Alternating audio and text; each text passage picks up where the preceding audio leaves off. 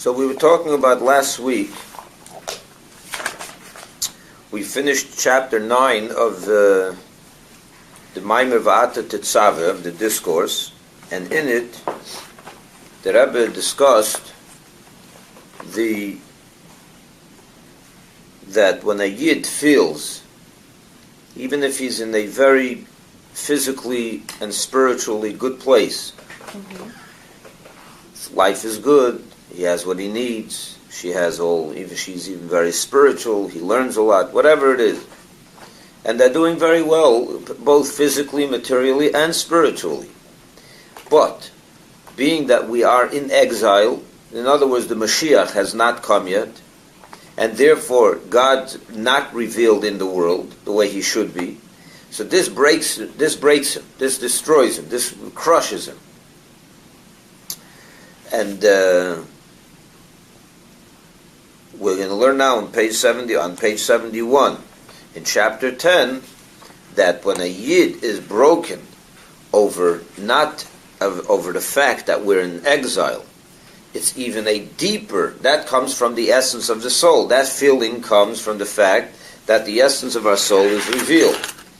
That essence is even deeper than the essence that's revealed when you're crushed in persecution that brings you to self-sacrifice. If you remember, we talked about that a lot.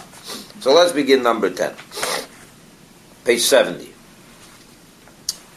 It can be said that the dimension of the soul's luminary, the essence that is revealed through the feeling of being crushed because of exile, is loftier than the dimension of the soul's luminary that is revealed through self-sacrifice. It's even greater.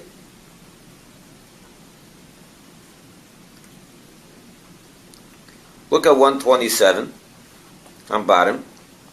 You have another book if you want to use it. As was explained in the previous chapter, there are two types of crushing during exile that may elicit the essence, the luminary of one's soul. A, the crushing of persecution and oppression, which leads one to self-sacrifice, and B, the crushing of not experiencing divine revelation.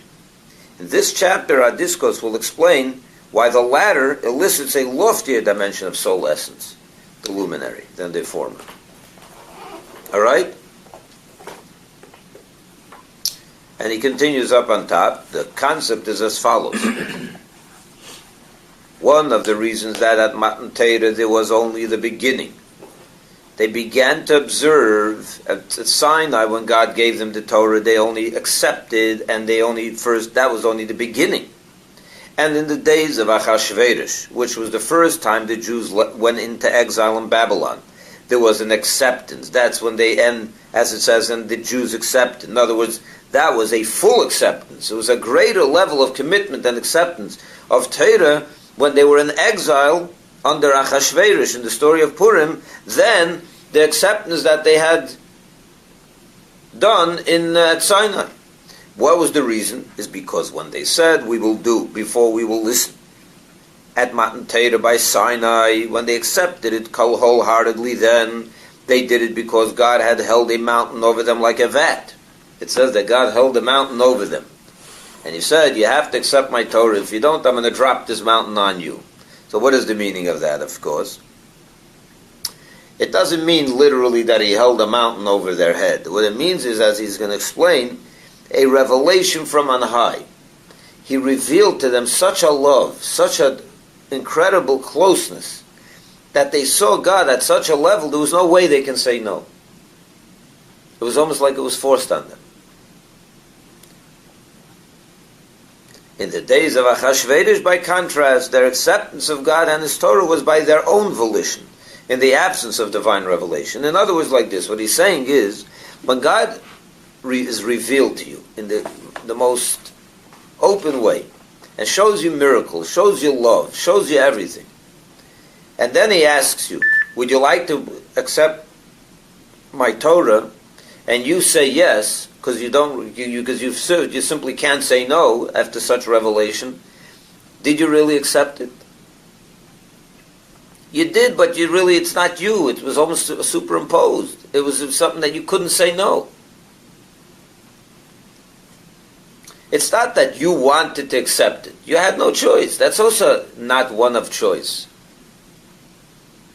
It's like I gave the example, if you remember, someone gives you $1 million. Yeah? And then it's wonderful, right? He gave you $1 million, he put it into your bank account, he built you a nice house, he bought you a beautiful car, put a stashed away another few $100,000 in your bank account, showed you this unbelievable love. And then he calls you up a day later and said, would you do me a favor and take me to the airport?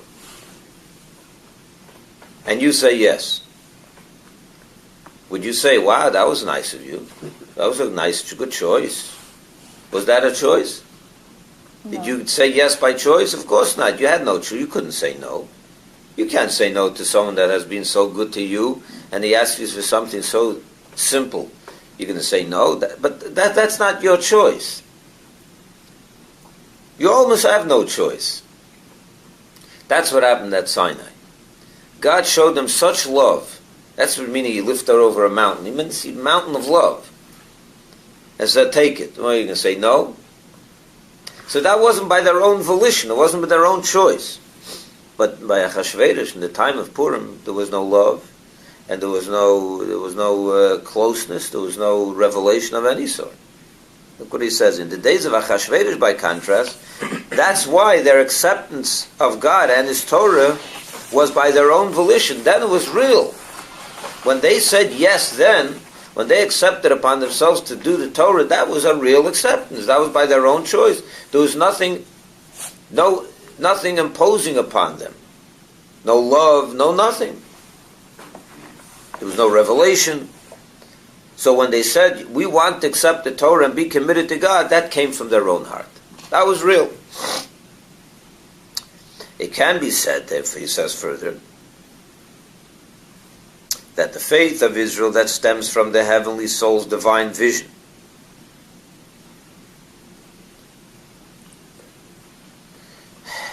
faith based on a cause. If you remember, we learned in chapter 5 of this discourse that there's two sources of a Jew's faith.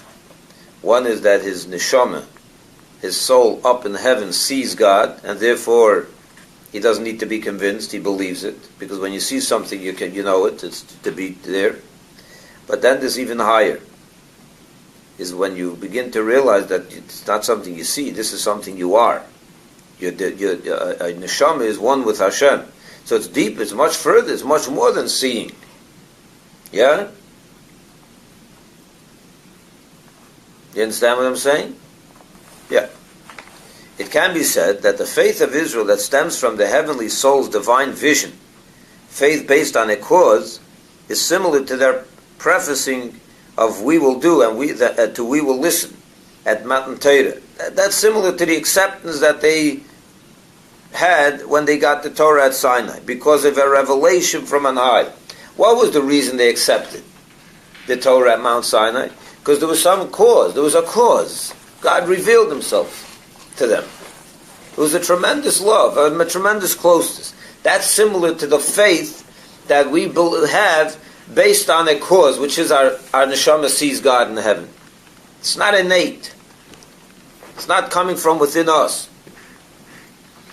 By contrast, where are we? In the days of Achashverosh's days, by contrast, their acceptance was self-motivated, because they then experienced the revelation of the bond with divinity that stems from the soul's essence, an innate bond that stems from the essence of their being. You understand there? The second level of faith, we said, where does that much deeper faith come from? It's not based on a cause, because I see it. When you believe in something because you see it, that's not going to motivate you to give up your life for that which you see. It won't. Because at the end of the day, although you're convinced that which you see is real, and therefore you'll have faith in it, but not more. In other words, it won't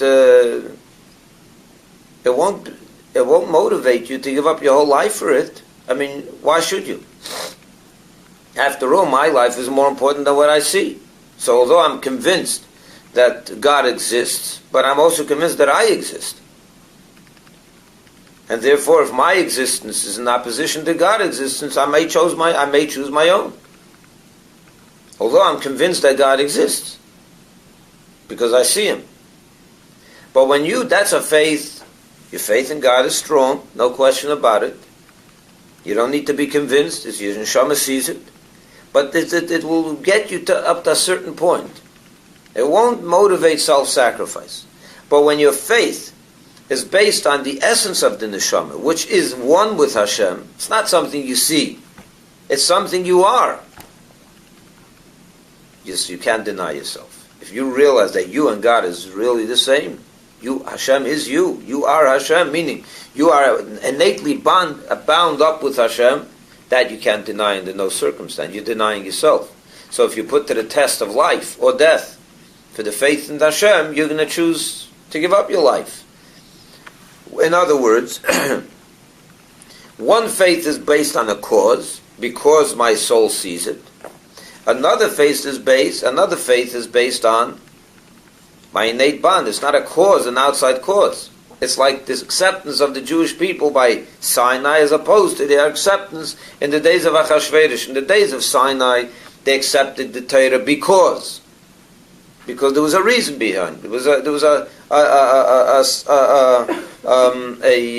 outside influence. God Himself, He showed them love. They couldn't say no. By Purim, God didn't show them that love. There was no revelation of God. We were in exile. It was a bad, it wasn't Israel. It wasn't no temple. It was destruction. It was it was the days of exile. Yet they accepted the Torah. Why did they accept it? There was no why. Because the Yid and Hashem is one. That came from their own choice. That was a real choice. So it's the same idea. The faith that's based on a cause, my soul sees it, as opposed to the faith that's based on, that's who I am. There's no because. I don't believe in this because of something. The same thing, the acceptance of Torah. You can accept it because Hashem gave you manna, and He gave you 10 miracles in Egypt, and He split the sea for you, and He revealed Himself at Sinai, and show you this unbelievable amount of love.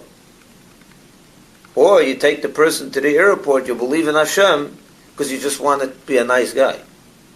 He didn't give you $1 million, and He didn't give you any house, and He didn't give you a car, and He didn't give you cash. He calls you up and says, "Could you take me to the airport?" And you have no reason to take him. You have no outside influence. It's not because he did something unbelievably kind to you.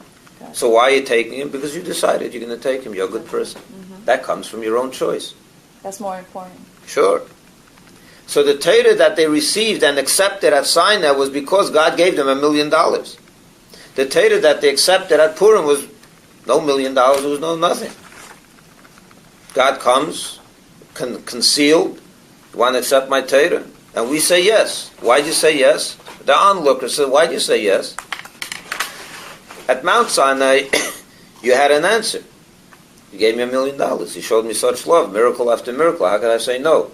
At Purim, He didn't show you any. There was no... We were under Achashverosh's rule, terrible exile. It wasn't good. It wasn't terrible, but it was just, regular.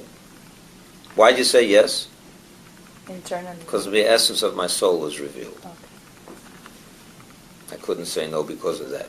Not because of an outside influence, but because of an internal influence. My soul is one with Hashem. I can't say no to this. That's a different saying yes. That is your own volition.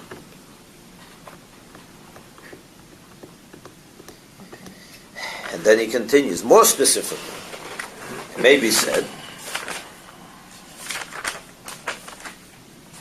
even in the revelation of the soul's essence, there exists a parallel of these two dynamics. Within the revelation of a Jew's essence, there's also two dynamics. Regarding the revelation of the soul's essence, through the experience of soul sacrifice, it can be said that as far as the conscious faculties are concerned, the soul revelation is like an additional extraneous presence. So here the Rebbe is going to explain something very interesting. What are we saying over here? That when a Yid is ready, he believes in Hashem, his belief in God, his faith in God is so strong, it comes from the essence, and therefore he's willing to give up his life for it. So how did we explain that? It's because you realize that you and Hashem are bound up and innately connected. So you're denying yourself if you deny God. Your neshama is part of God. So you can't deny it. Which means that it is a result of the essence of Hashem that was revealed to you, right? The essence of your neshama that's open and revealed suddenly. When you put to the wall, you're crushed, right? But as we said, there are different levels of the soul. This is important to understand. There are different levels of the soul. There's the essence, and then there's the part of the soul that is enclosed in the human body when you're born. There's a part that remains up there, the mazel, and then the essence, 2 levels. And then there's the 3 levels that are enclosed in your body. The intellect of the soul, the emotions of the soul, and the actions of the soul. The behavior of the soul, okay? So what happens when a yid is put to the wall? He's given a choice, life or death, if you don't bow to the idol. What happens to this yid? Suddenly, even if he's not such a passionate Jew on a regular day, something happens in this Jew that motivates him to take to let himself be burnt at the stake. What happens? So we explain throughout this mimer that the essence of his neshama is revealed. What is the essence of neshama? That's the part of neshama that's up in heaven, right? Correct? But here's the question. When that essence is revealed, for how long is it revealed? Not very long. Depends. When that threat is over, when the threat is over, the person took out a gun to you and said, if you don't bow to this idol, I'm killing you. And you say, absolutely not.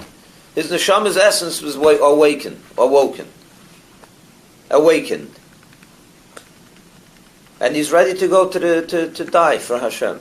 And then the last minute, he gets saved. Okay. The police come and they arrest this guy and he's off the hook now. He's Baruch Hashem, he got saved. God saved him at the last minute. Oh, a sigh of relief. He goes home, makes a big party.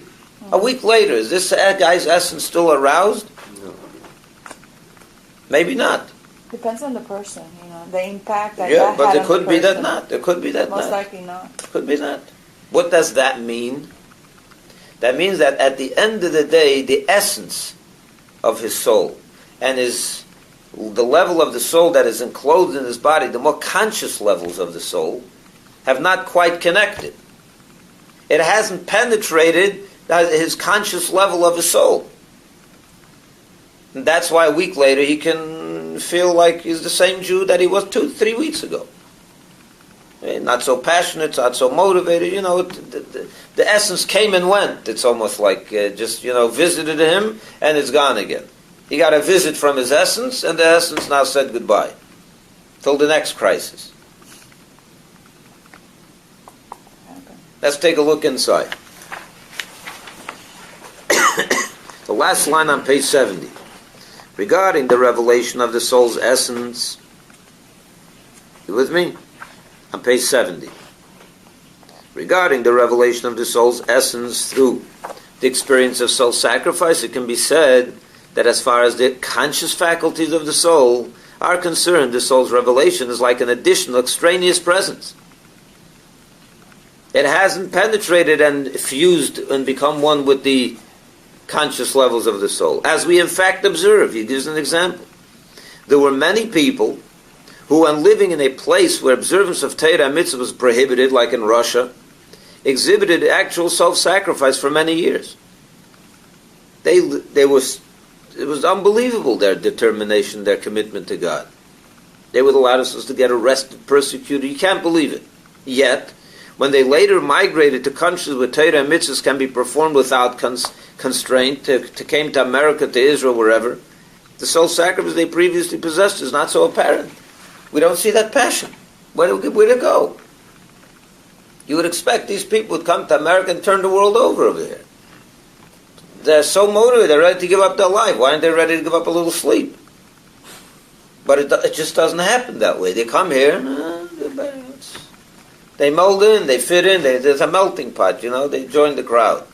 What happened? Where'd that essence go? This is because the reason they stood with soul sacrifice for many years in that that place is that they experienced the revelation of the soul's essence, which transcends the conscious faculties, and therefore does not create change within the conscious faculties themselves.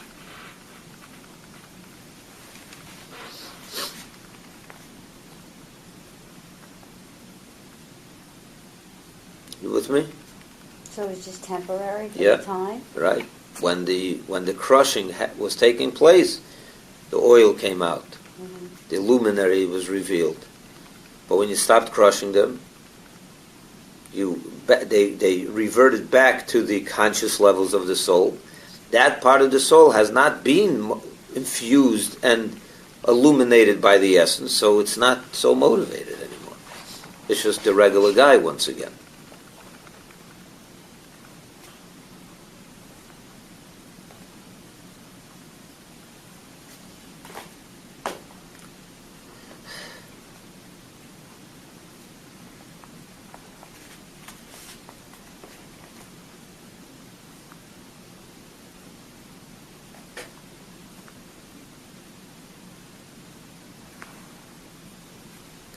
Let's take a look at 135.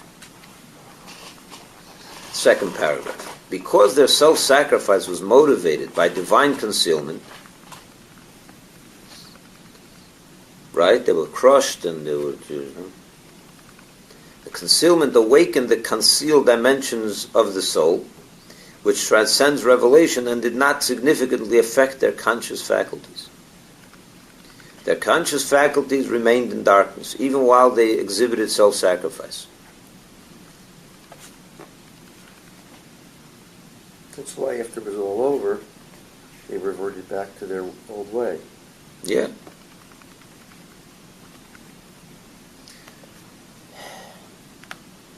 Let's skip this bracket, the next paragraph for a minute. We'll get back to it. By contrast, you see what the last paragraph of page 72 above the line.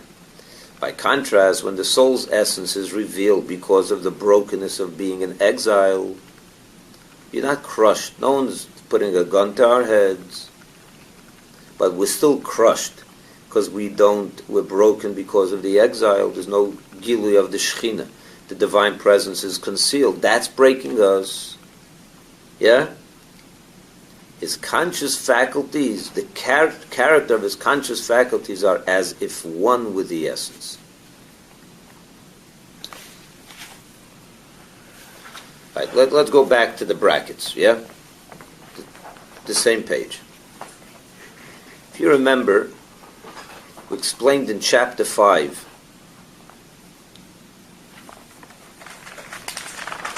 the essence of the soul, yeah?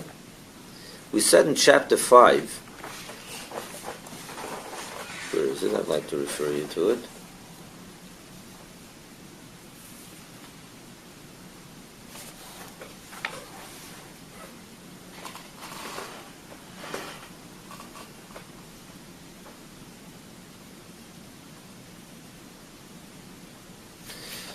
Take a look at page 48 if you have it.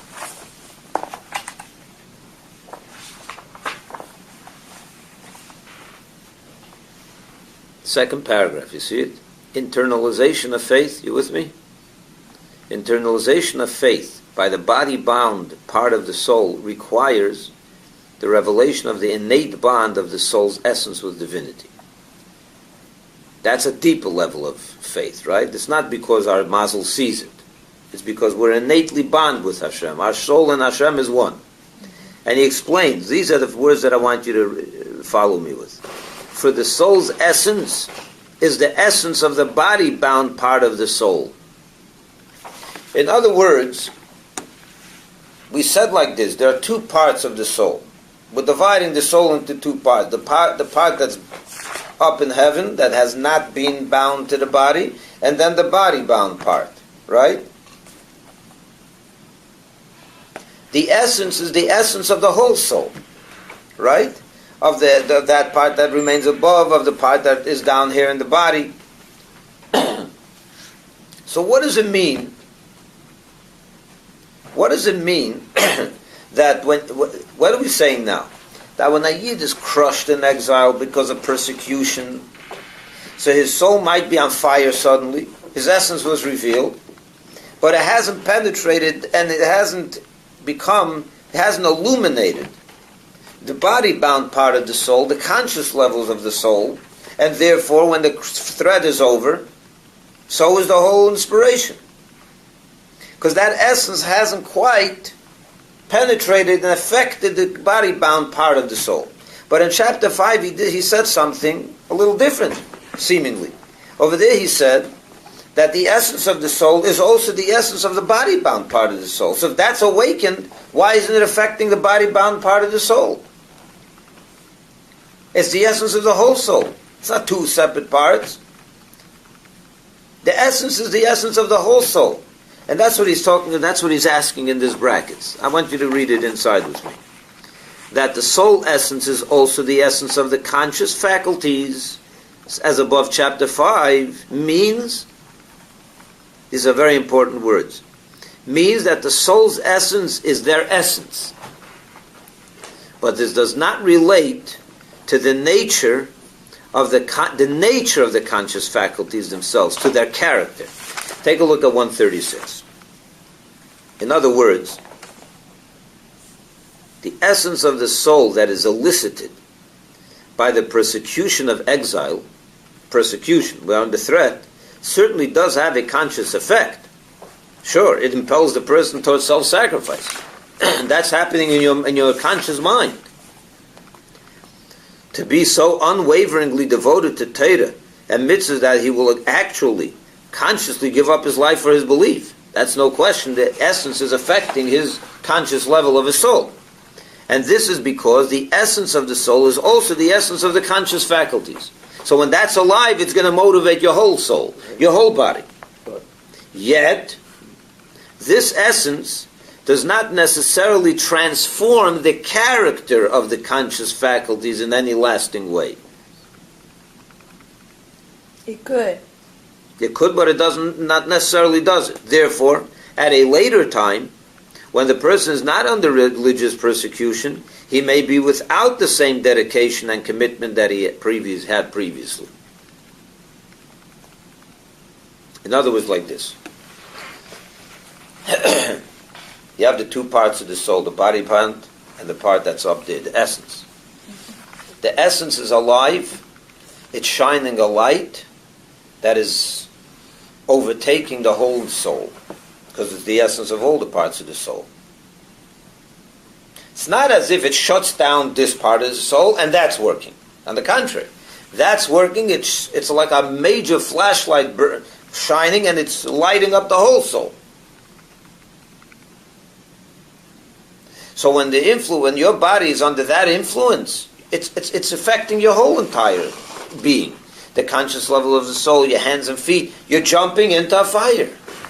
That's a conscious thing happening to you. But that light has not necessarily transformed your conscious levels of your soul. It is under the influence of that light right now, but it hasn't quite changed your faculties, your conscious faculties. It moved it now, certainly did, because when that's on, it's the essence of this. So this is also going to be in a tremendous passionate move. But it's still only because that's on.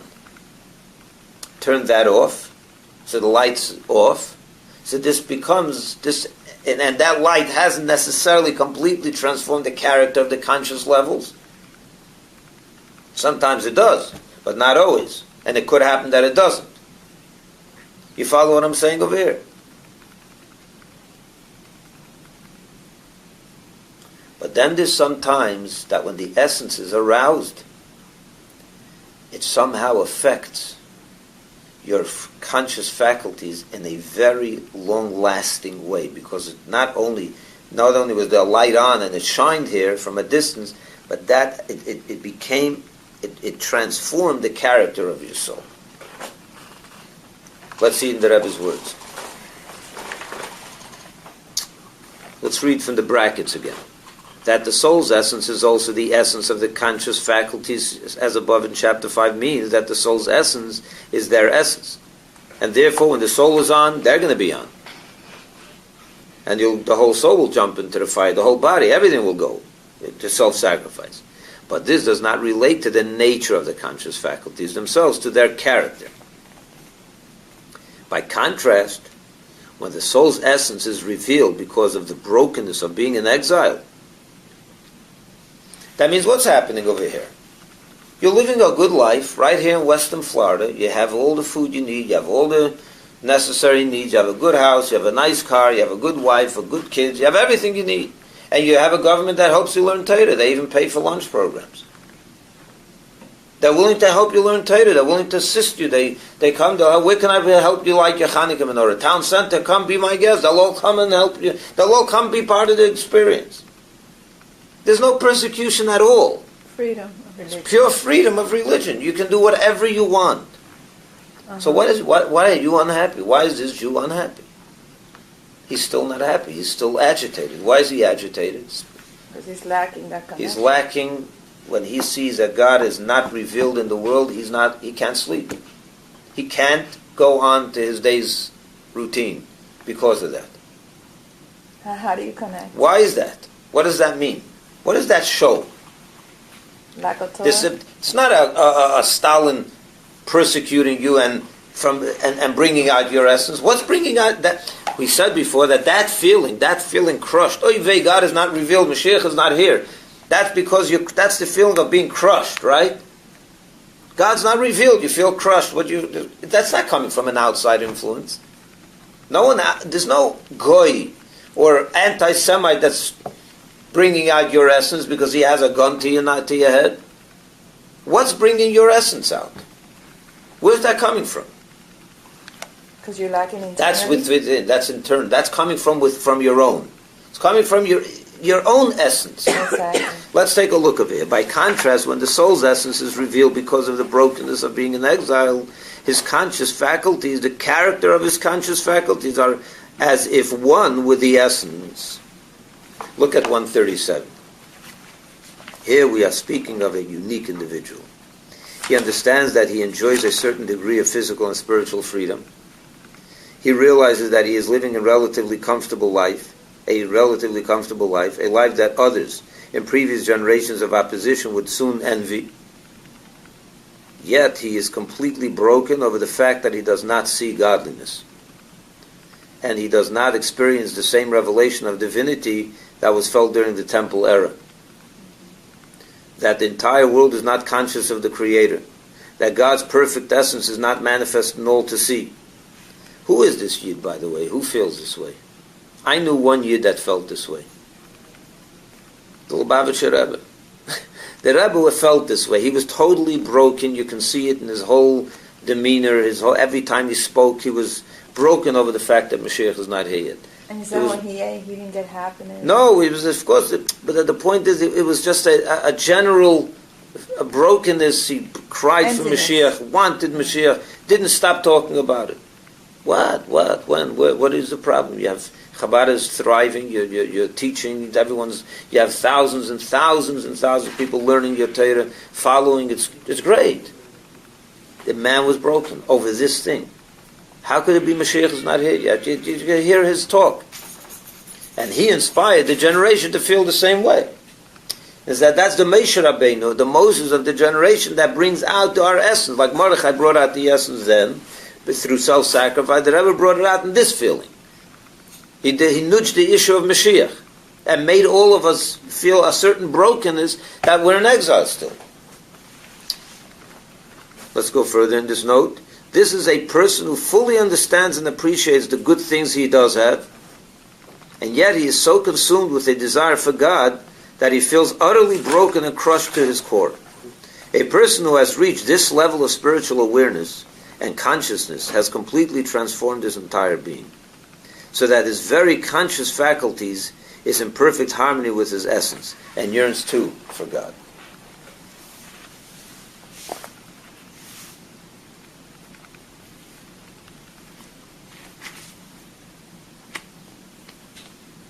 Somebody really needs a heart. Let's finish this chapter. What? A car would not fulfill the materialistic things, would not give him happiness. That's for sure. But we're talking about a person that his happiness comes from learning Torah. He's still not happy. No, of course he's not getting, his pleasure doesn't come from nice cars. That's obvious. His pleasure comes from Torah, but and he has all the Torah in the world, he's still not happy. He's still broken. He can learn 20 hours a day, and he's still, what's wrong? He's teaching, and he has Yiddishkeit flourishing, and there's nothing like it.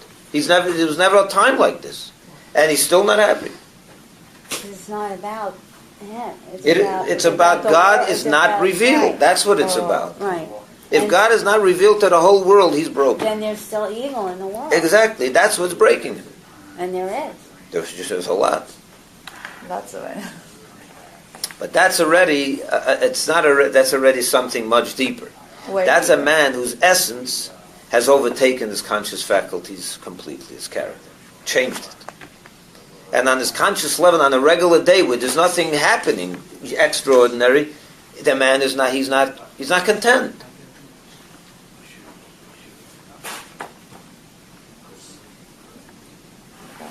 That was the Rebbe. And by extension, all of his Chassidim. And anyone that had a connection with him. To certain different degrees, obviously. I mean.